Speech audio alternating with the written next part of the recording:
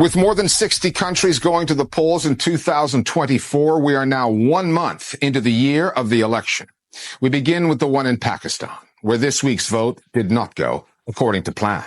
It was meant to be a formality, the outcome predetermined. The Pakistani military and intelligence apparatus, referred to across the media there as the establishment, had made its preferences clear and marginalized candidates it opposed, namely former Prime Minister Imran Khan.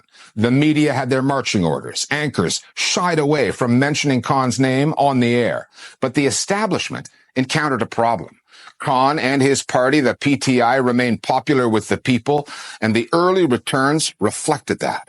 For all their managing of the narrative and meddling with the politics, the powers lurking behind the scenes in Pakistan underestimated the PTI's popularity with the electorate. And what has followed is chaos. शहरी अपना हक राय दही बिना खौफ और खतर इस्तेमाल कर रहे हैं पोलिंग स्टेशंस पर शहरियों की लंबी कतारें लगी हुई हैं इस बार 3 days before Pakistanis went to the polls came this prediction, one that would prove prophetic, on what would happen if voters failed to back Nawaz Sharif, the candidate of the powers that be, and voted for Imran Khan instead.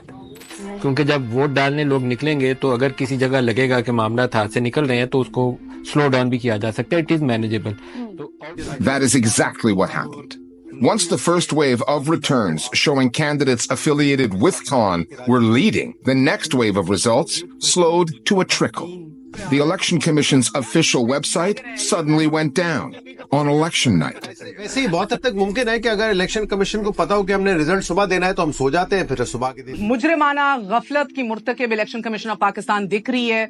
20 घंटे होने को हैं और अभी तक हमारे पास मुकम्मल नताइज मौजूद नहीं हैं. Pakistanis tuned into their news channels were watching their democracy being managed in real time. This election was hardly an election. I think the right word for this was a predetermined selection. The military establishment had expected that they would be able to control the results. Within 2 to 3 hours, it became obvious that Imran Khan's party was sweeping the elections. So the military took control of the election commission and has manufactured a totally new election results.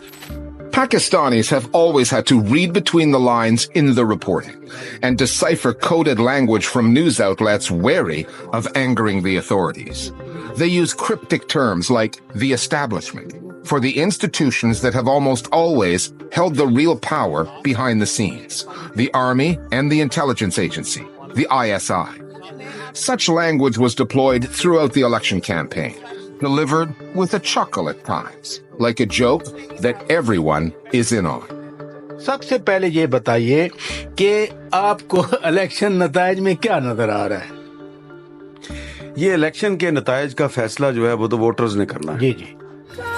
The establishment tried hard to tilt the playing field against the former Prime Minister, Imran Khan, the country's most popular national leader, and his party, the PTI.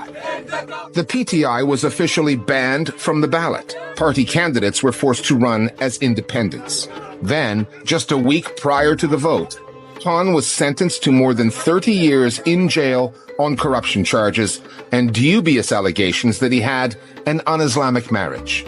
The establishment thought it had managed to make Khan and his party unelectable. The results of the vote, at least the early returns, proved otherwise. In many ways, Imran Khan's story is a story of both continuity and a story of disruption. Imran Khan's story of continuity, what is that? That's because every prime minister in Pakistan who's tried to assert civilian authority eventually comes up against the military establishment, and he is, shown the door, ousted out of power in whichever way is deemed fit. But Imran Khan's story is also a story of disruption because he's been able to tap into a sentiment within Pakistan, and that personality cult has meant that he's retained his hold on the public imagination and is now actually given as an example or a lesson of how to sort of tap into the demographic, the youth and young people as well, who are obviously key voters. But I think also it's a one way of describing his political party, because it is around the personality of Imran Khan. The myth and the legend is that it's not Pakistan Tehreek-e-Insaf, it's actually Pakistan Tehreek-e-Imran. When Imran Khan was first elected in 2018, he didn't really take power. He shared it with the establishment, as other prime ministers have had to do in what Pakistanis call their hybrid regimes. The former cricket player played ball with the military until 2021, when he clashed with army chiefs over who should lead the intelligence agency. By 2022, he was out of office. Then Khan went after the establishment, shattering taboos by naming and shaming army heads, setting himself on a collision course with the security apparatus, effectively sealing his own political fate. I think this is also a very simplistic way of looking at it. Mr. Imran Khan, he may have peddled the kind of narrative which has made him a very popular leader in Pakistan. But he's committed a long list of mistakes, both while he was in power from 2018 till he was thrown out in 2022 in a vote of no confidence, and even afterwards. So, for example, he peddled this theory about some very large-scale conspiracy in which the United States was involved with the opposition parties in Pakistan to throw him out. Because he has a large support base, he was able to whip up a lot of frenzy. But then, obviously, the next thing happened, which is that he was slapped with a lot of court cases. I heard reports, people who attended a meeting with intelligence, and the message was very clearly delivered that you cannot say Imran Khan's name on mainstream television. So the Pakistani media had many amusing ways of referring to Imran Khan. It was always some kind of metaphor, describing him as Suleiman's father, that's his son's name. Anchors were used to saying Imran Khan very easily, or Khan. And then you suddenly see that they had to stop themselves. क्योंकि वकील अब्दुल रज़ाक साहब उन्होंने इमरान खान साहब पर माफी चाहता हूं chairman तरीके इंसाफ पर Leery of the compromises their mainstream media operate under, supporters of Khan and the PTI flocked to YouTube, social media, and elsewhere online to get their news. Khan's own YouTube account has been key to his party's messaging, as have bloggers backing the PTI, spreading the word virally. Those platforms have also attracted the attention of the establishment. बिस्मिल्लाहिर्रहमानिर्रहीम अस्सलाम वालेकुम नाज़रीन आप YouTube channel देख रहे हैं मैं इमरान खान हूं Imran Riaz Khan, no relation, is a cautionary case in point. One of them. A broadcast journalist, Imran Riaz worked for mainstream news channels until 2020, before migrating to YouTube, where he has more than 4 million subscribers. मेरा एक मौक़िफ़ है establishment की सियासत में मुदाखलत के खिलाफ. In 2023, after Imran Khan's supporters attacked military installations, Imran Riaz was arrested for a third time and disappeared for 4 months. Police and other officials denied knowing of his whereabouts. He came out of it clearly damaged. His case served as a warning to Pakistani journalists working online. Imran Riaz Khan was twice abducted and picked up illegally.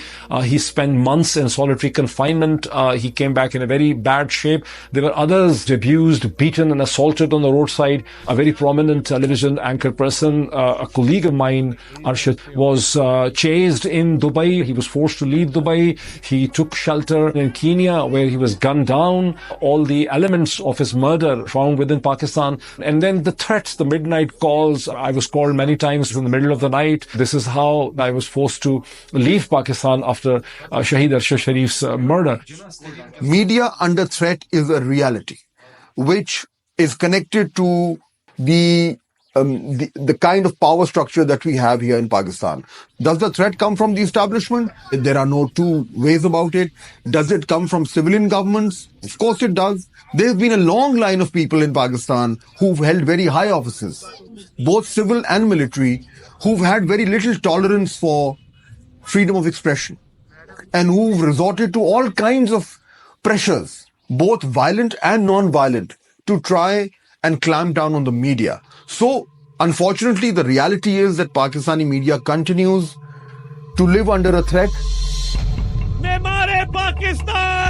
This is the stage of the story where we sometimes turn to the lessons to be learned, or how things are likely to change. Except almost no one in Pakistan sees it that way. Despite the glaring slowing down of the vote count, the clear interference of the Elections Commission in the electoral outcome, it comes as no surprise to Pakistanis that there was Nawaz Sharif the day after an election he appeared to have lost, making what his party called a victory speech. Pakistan Muslim League Noon सबसे बड़ी जमात बन के उभरी है. Leaving Pakistanis to face the fact, the incontestable, well-established fact, that theirs is a democracy in name only. There's a phrase that Pakistanis use a lot, which is "sabko pata hi hai." Everybody knows. Everybody knows who's behind it. Despite all that's happened to Imran Khan and the Pakistan Tehreek-e-Insaf, is that they've demonstrated that they know what's happening, demonstrated through the power of the vote, and that disconnect between the people and the military establishment is something that the military establishment should deeply think about. Maybe it doesn't even matter because there are no consequences.